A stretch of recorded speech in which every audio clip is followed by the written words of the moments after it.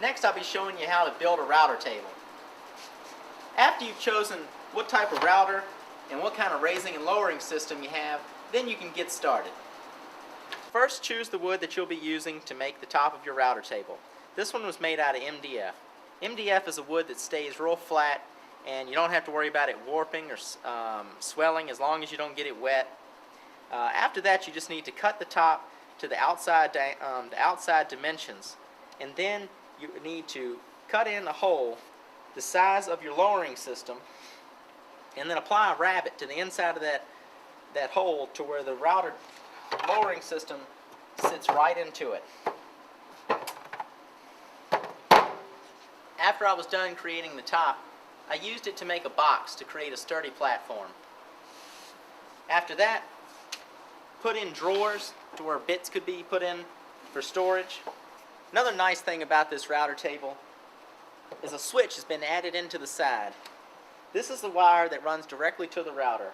It can be plugged into this switch. The switch runs to a wall where power is supplied to a light switch, which makes it to where you don't have to reach up under the router table each time to turn it on and off. Also, this router table has had a laminate put on top to where it has a smooth surface for the wood to move around and slide. It's also very durable. When building the base of your router table, you can either use wood or metal.